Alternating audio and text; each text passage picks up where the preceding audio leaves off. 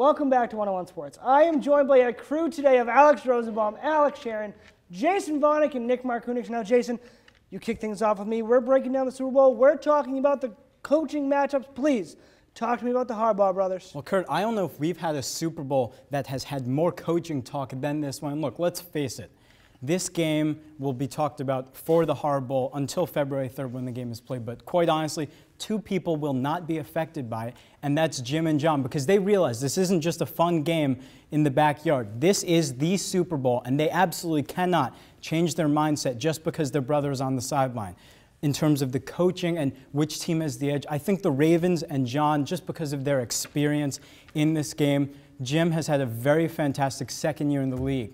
But it's his second year and not his fifth like John. And John's had the same quarterback in Joe Flacco all 5 years, had the same leaders in Ray Lewis and Ed Reed. So the familiarity with his team makes him even more comfortable. And he was a special teams coach for 20 years, and now this team was one of the best special teams in the entire league. So I think just with his familiarity and the other coaches on that staff, it makes it easy for the Ravens to have a good coach. Well, certainly experience helps, especially in the playoffs. Thanks for breaking down the coaches. Now we're going to throw things over to our side set. Alex Sherron, please break down our quarterbacks.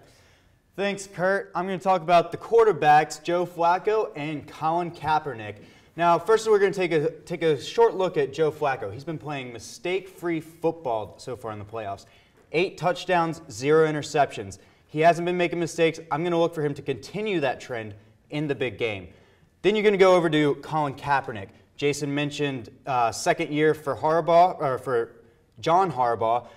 I'm going to mention a similar statistic for Kaepernick. It's his second year, but he's essentially a rookie, not having played much at all last year.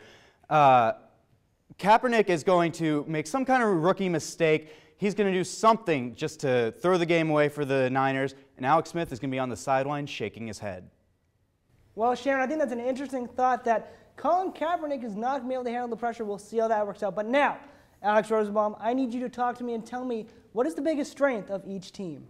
Thanks, Kurt. I mean, it's pretty simple. Both these teams are very strong. There's a reason they're playing in the Super Bowl. First, let me talk about the Baltimore Ravens. A very, very well-rounded team, and they've got a great running back in Ray Rice, a great quarterback in Joe Flacco. But what makes that offense really dynamic is their wide receiving core. You look in the playoffs so far this year, Anquan Boldin, 145 yards in that first game against the Colts. Next game, Torrey Smith is the playmaker, beating Champ Bailey and beating the Broncos. Last week, another 2 touchdowns for Anquan Boldin. You really got to look at that receiving core to step up against this elite 49ers defense.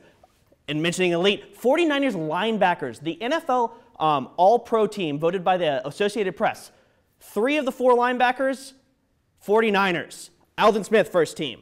Patrick Willis, first team. Navarro Bowman, first team. Oh, right, their 4th linebacker, Ahmad Brooks, 2nd team All-Pro. This group can get pressure on the quarterback, they can cover tight ends, and they can stop the run. They make this team go, and if the Ray Rice and the Ravens can't get this running game going, they're seriously going to have some trouble. Kurt?